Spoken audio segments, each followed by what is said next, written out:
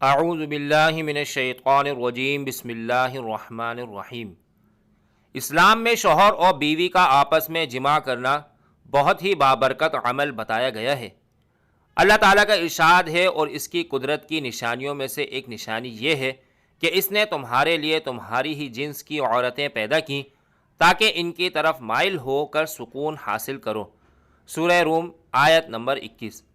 حضرت ابو ذر رضی اللہ عنہ فرماتے ہیں، بعض صحابہ کرام رضوان اللہ علیہم اجمعین نے حضور صلی اللہ علیہ وسلم سے عرض کیا، اے اللہ کے رسول صلی اللہ علیہ وسلم، مالدار اجر و ثواب میں آگے بڑھ گئے، حالانکہ وہ بھی نماز ویسے ہی پڑھتے ہیں جیسے ہم پڑھتے ہیں، وہ بھی ویسے ہی روزے رکھتے ہیں جیسے ہم رکھتے ہیں، اور وہ اپنے فاضل اموال کو خیرات کرتے ہیں۔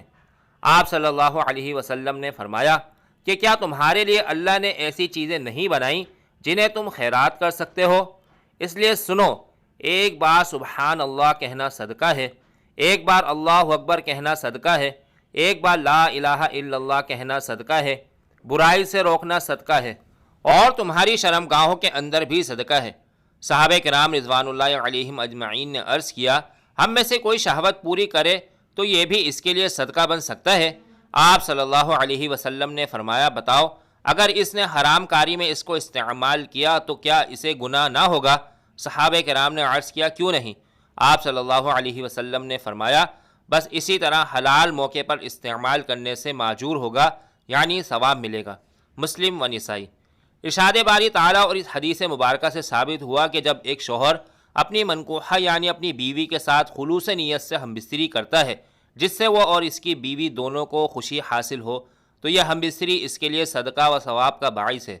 امام ابن قیم رحمۃ اللہ علیہ فرماتے ہیں، حضور اکرم صلی اللہ علیہ وسلم نے اس علاج یعنی جماع کرنے کی خود تلقین فرمائی، اس کے استعمال کی ترغیب دی، اسے اجر و ثواب اور خیر کا باعث قرار دیا۔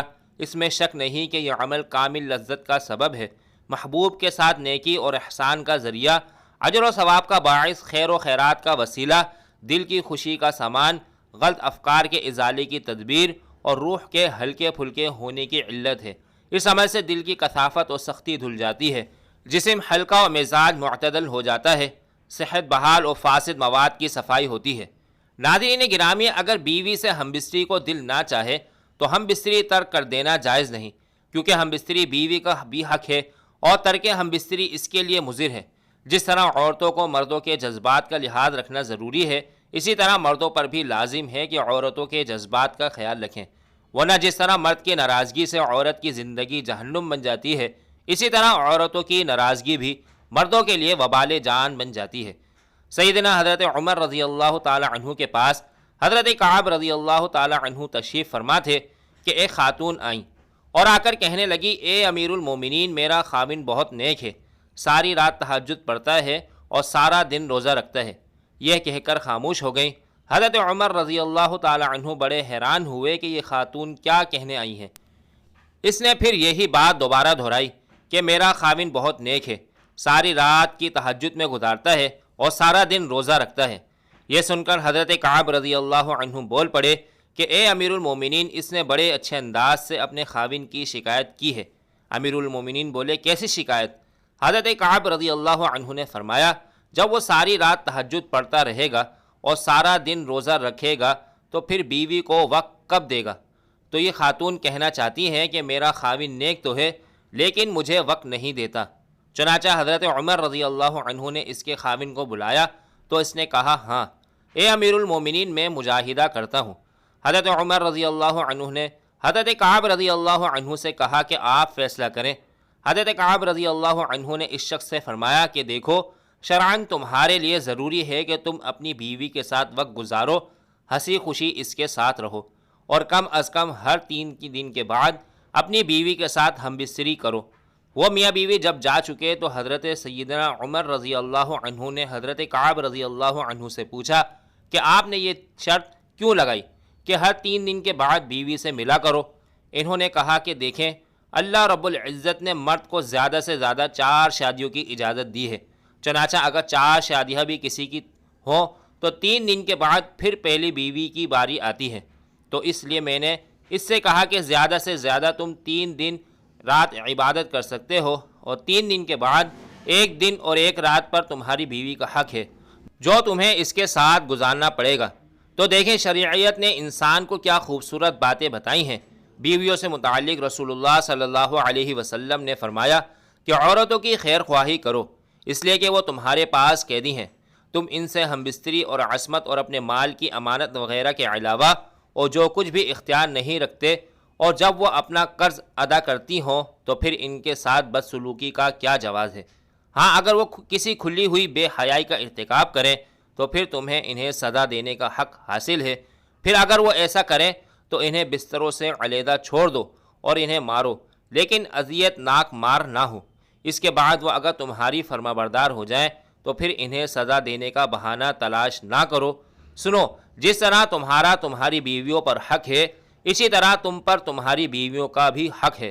تمہارا حق تمہاری بیویوں پر یہ ہے کہ تمہارے بستر کو ایسے لوگوں کو نہ روندنے دیں جنہیں تم ناپسند کرتے ہو، اور تمہارے گھر میں ایسے لوگوں کو آنے کی اجازت نہ دیں جنہیں تم اچھا نہیں سمجھتے، اور تم پر ان کا حق یہ ہے کہ تم ان کے لباس اور پہننے میں اچھا سلوک کرو۔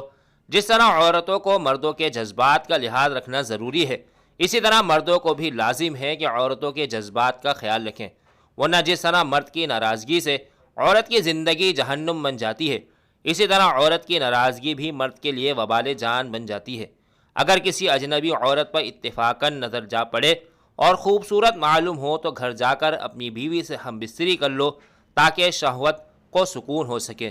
ارشاد نبی صلی اللہ علیہ وسلم ہے کہ جب تم میں سے کسی عورت کو دیکھو اور وہ خوبصورت دکھائی دے تو اسے اپنی بیوی کے پاس چلے جانا چاہیے، کیونکہ عورت کی شکل میں شیطان آتا ہے اور عورت کی شکل میں واپس جاتا ہے۔ اگر کسی کی بیوی نہ ہو تو وہ اللہ تعالیٰ سے پناہ طلب کرے، گناہوں سے سلامتی کی توفیق مانگے اور شیطان مردود سے اللہ کی پناہ مانگے۔